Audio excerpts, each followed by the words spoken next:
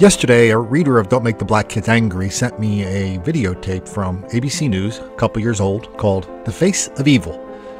It features a profile and an interview with a black man who killed 3 white people. It kind of reminded me of a file I started keeping about a year ago, but I've never really knew what to do with until now. I called that file My Crazy Stories. Hi, this is Colin Flaherty. I'm the author of Don't Make the Black Kids Angry. Here we talk about black mob violence, black on white crime, all without racism, without rancor, without apologies. So for the last couple of years and in my last few books, I've been documenting how black on white crime and black mob violence is wildly out of proportion. But also I couldn't help noticing while I'm documenting the quantity of these crimes, the quality is also wildly out of proportion. The violence, the sadism, the torture, the pleasure in this mayhem.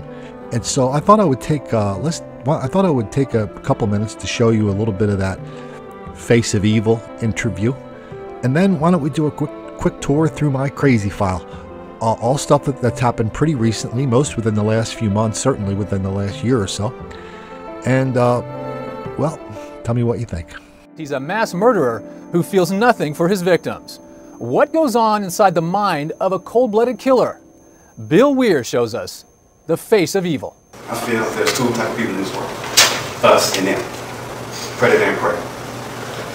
Well, I'm damn sure not a predator. Investigators now believe the 3 people found dead were Ulysses murdered. Handy is in jail on $1 million. Ulysses Handy was 24 when he walked into a friend's home in Tacoma, Washington, looking to settle an argument and take some money. He executed Darren Christensen at point-blank range. Daniel Varro was next. Then Handy turned to a total stranger, unarmed and defenseless, 21-year-old Lindy Cochran. Did she beg for her life? She didn't say a damn word. She was shell-shocked. She knew what was coming. So you never had a second thought during any of this? No. Handy was arrested and pled guilty. At his sentencing, he spoke to the victims' families. I know there's people up here hurt. Well, pain's a part of life. Deal with it. Get over it. Deal with it. You have no compassion, no empathy for what? For these people whose family members you slaughtered. Man, there ain't nothing I can say, nothing I could do to bring them back. Nothing I can say could take away their pain or make it a little easier to deal with. They're gone, they ain't coming back. By pleading guilty, Handy avoids death row. He is almost a year into 3 consecutive life sentences, and he has spent some of that time covering himself in jailhouse tattoos, a pentagram, the words sadistic, and 666 on his chest, devil horns above his eyes. And I went to Catholic schools all my life. I was an honor student, Boy Scouts, all that, choir. I went to catechism, First Communion, and I mean, after a while, that wasn't me. That didn't give me pleasure. Handy says he felt lonely and misunderstood as a child, feelings that turned to violence as he grew up. Something just never felt quite right to me. And I always felt that no one else feels my pain. But I can give you a small taste of it. A small taste. If I hurt you, that pain you feel can't compare to mine. And I'm not alone anymore. The accused predator who sexually assaulted an 81-year-old woman at a Mid-South church is behind bars this morning. Police say Palace Bells raped, beat, and carjacked that elderly woman as she took her morning walk on Wednesday. A man that was hired to take care of the elderly is tonight charged with sexually assaulting an 86-year-old woman. Police say it happened at the Mint Hill retirement home where Willie Shaw worked. Police believe this man, 24-year-old Dante Webb, beat a 74-year-old woman unconscious outside her Fontana home. The victim, who wants to remain anonymous, is still battered and bruised. New information about the man accused of raping a nun in Prince George's County. Police say Juan Randolph broke into the victim's home and attacked her. Adrian Anthony, Alexander Dupree, Michael Pugh, and Dimitri Brown all face over 30 charges, including rape, burglary, robbery, battery, and the list goes on.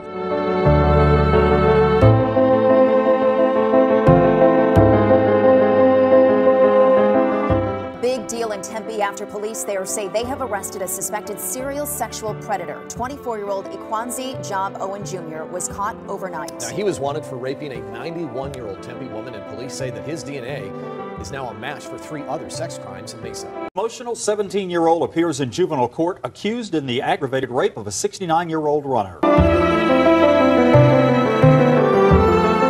Houston police need your help finding the man who brutally attacked and sexually assaulted a disabled woman. It happened when police say the man forced his way into the woman's apartment.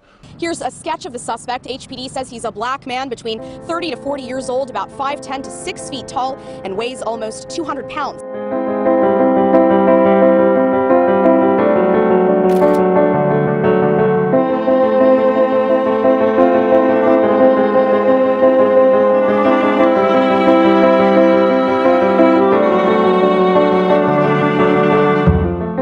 Well, we might as well bring the President of the United States into this because any discussion of racial violence now is really absent without getting his point of view on it. You know, the President, they ask who your favorite author is, and he's supposed to be a very heavy reader, and his 2 favorites are Ralph Waldo Emerson and Toni Morrison. What does Toni Morrison have to think about this whole idea of rape? Well, she says she's not going to be happy until white men are arrested for raping black women. The DOJ, the Department of Justice statistics are so unbelievably out of whack on this whole idea of interracial rape. Every year, thousands of rapes happen, black on white, but the number of white on black rapes is so small, sometimes it doesn't even show up in the numbers. But here's what does show up in some of the literature. It's a little small, so I'll read it for you. It's called The Elderly Victim of Rape, and this was published in a journal, a peer-reviewed journal, a couple years ago. A common misconception about sexual assault is that the rapist is motivated by a sexual desire stimulated by a victim seductive in her behavior or dress. A retrospective analysis of 740 reported sexual assaults revealed 21 cases involving a victim between the ages of 60 and 90 years of age. The elderly victim was more often white, and the assailant more often black than when younger victims are involved. Also, the data suggests that the rape of elderly women may involve a relatively few rapists, and that their assaults are of a serial nature. The study concludes that these rapists are motivated by anger, possibly racially related, and the need to express power rather than by sexual desire.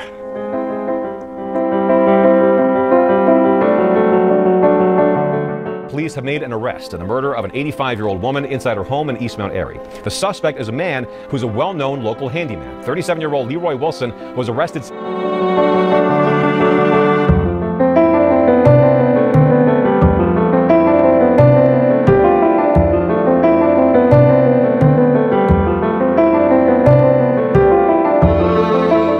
Young man, just 19 years old, was with his mother at the car wash when the suspect asked him for his shoes. He said no. He was then shot with his mother just steps away. That's when investigators say the victim and this man, Angelo Scott, started to fight over the purse, yanking back and forth until... I screamed and screamed as loud as I could first. This attack marking the second elderly beating in just the last few days. 74-year-old Dale L. Smith had nothing to say after a jury decided she murdered 66-year-old Arthur Gary Pelham in January last year. Prosecutors say Smith was Pelham's caregiver. They say she locked the mentally challenged Vietnam veteran out of their home for 10 hours on a day where temperatures dipped into the teens. Everyone who knew and loved 75-year-old Florine Duke told us she was a generous, kind, and giving grandmother, great-grandmother, and friend to many. Douglasville police investigators believe 53-year-old Otis Dupree knew that too and took advantage of the elderly woman to feed a drug habit.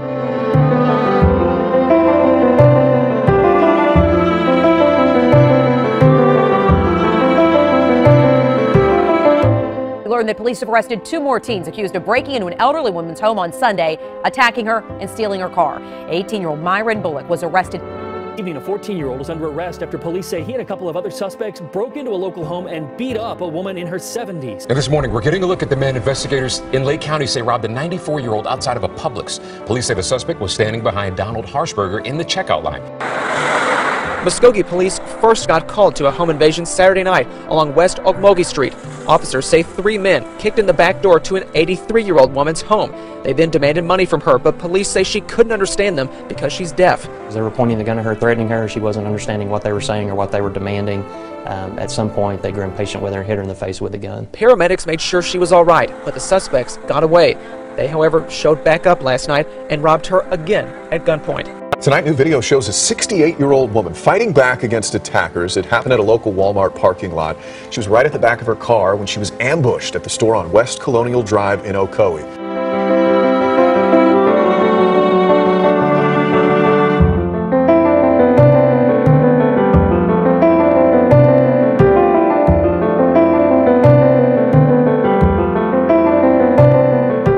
Police say they have arrested the man who beat and stabbed this woman, a 79-year-old grandmother, to death in her Sharpstown home. Investigators say it was a random crime by a man they describe as crazy and deluded.